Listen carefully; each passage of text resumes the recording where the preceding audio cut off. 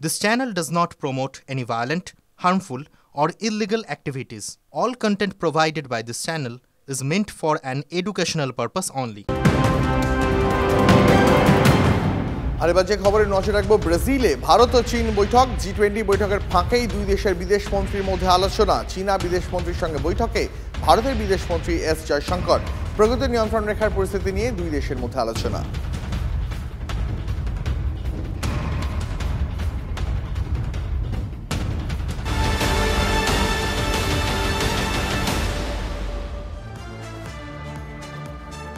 অভিষেক বন্দ্যোপাধ্যায়ের অভিষেক চেয়ে সরব হলেন তৃণমূলের বিধায়ক হুমায়ুন কবির। তিনি চান ডেপুটি চিফ মিনিস্টার হন অভিষেক বন্দ্যোপাধ্যায়।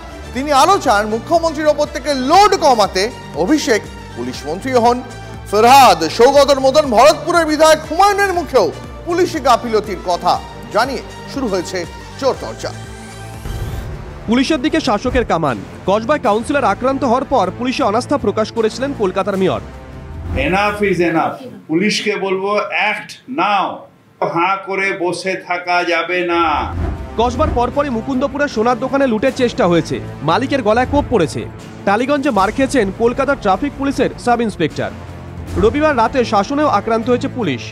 রক্ষক তো নিজেই নিরাপত্তা সুনিশ্চিত করতে পারছে না। ফিরাদের মতো পুলিশের রুষ্ট প্রবীণ তৃণমূল কংগ্রেস নেতা সৌগত রায়ও। বাইরের থেকে লোক এসে মুঙ্গেরের পিস্তল দিয়ে গুলি করবে, এটা একটা পুলিশের ব্যর্থতা। কেন তারা ধরতে পারছে না? ফিরাদ সৌগতের চেয়ে কয়েক কদম এগিয়ে ফুল টাইম পুলিশ মন্ত্রী দাবি করে ফেললেন ভরতপুরের তৃণমূল কংগ্রেস বিধায়ক হুমায়ুন কবির। মুখ্যমন্ত্রী চতুর্থবারের জন্য আবার মুখ্যমন্ত্রী হন, কিন্তু তার ডেপুটি হিসাবে অভিষেক বন্দ্যোপাধ্যায়ের অভিষেক হওয়া দাবি আমি রেখেছি। সেই সঙ্গে পুলিশ মন্ত্রীও অভিষেক বন্দ্যোপাধ্যায়কে চেয়েছি। অভিষেক বন্দ্যোপাধ্যায়ের অভিষেক হওয়া এখনই দরকার, কারণ মুখ্যমন্ত্রীর কাছে আবেদন করব যে যত তাড়াতাড়ি সম্ভব, যত দ্রুত সম্ভব ওনার একটু লোড কমার দরকার। কেন চেয়েছেন তাও স্পষ্ট করে দিয়েছেন হুমায়ুন। পুলিশের আরো শৃঙ্খলা পরায়ণ বা আরো বেশি পরিশ্রম, পুলিশের কোথাও ছোটখাটো গাফিলতি আছে কিনা সেটা ফুল টাইমের একজন পুলিশ মন্ত্রী থাকলে আমার মনে হয় তার নজর এড়িয়ে কোনো ভালো কাজ ছাড়া কোনো খারাপ কাজে পুলিশ লিপ্ত থাকতে পারবে না। তাহলে কি পুলিশি গাফিলতির ঘটনাই ঘটছে? নজর এড়িয়ে যাচ্ছে বর্তমান পুলিশ মন্ত্রীর? হুমায়ুনের মুখে পিসি ভাইপো কম্বিনেশন জোরদার হওয়ার তত্ত্ব। আমি এই কারণেই বলেছি যে অভিষেক বন্দ্যোপাধ্যায় যদি অনেকটা দায়িত্ব নিয়ে নেন, তাহলে আমার মনে হয় এনাদের এই পিসি ভাইপুর যে একটা কম্বিনেশন, এই কম্বিনেশন পশ্চিমবাংলার মানুষ অনেক উপকৃত হবে। হুমায়ুনের তত্ত্বে বাংলার রাজনীতিতে তর্কের তুফান।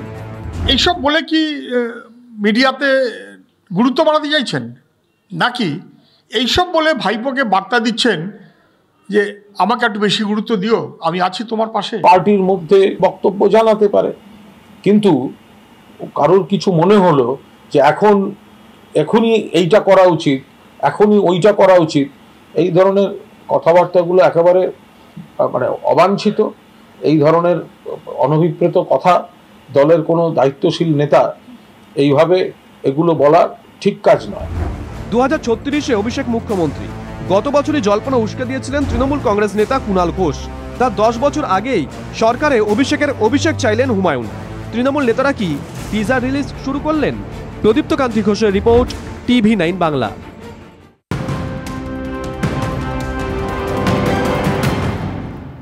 G20 বৈঠকে নজর কাড়লেন নরেন্দ্র মোদী। যুদ্ধের কারণে দক্ষিণ বিশ্বে ক্ষুধা বড় সমস্যা। যুদ্ধ পরিস্থিতির সমালোচনা ভারতের প্রধানমন্ত্রীর। ফরাসি প্রেসিডেন্ট, ব্রিটিশ প্রধানমন্ত্রী সহ বিভিন্ন দেশের রাষ্ট্রনেতাদের সঙ্গে সাক্ষাৎ করলেন মোদী। মধ্যরাত থেকে বিকল সোদপুরের 8 নম্বর রেলগেট আটকে অনেক পণ্যবাহী ট্রাক। বিভ্রাটের জেরে সমস্যায় নিত্যযাত্রীরা। রাত থেকে রেলগেট মেরামতির কাজ শুরু হয়।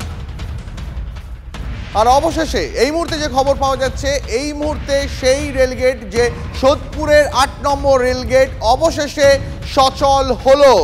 দীর্ঘক্ষণ ধরে তীব্র যানজট কাটিয়ে অবশেষে যান চলাচল শুরু হয়েছে।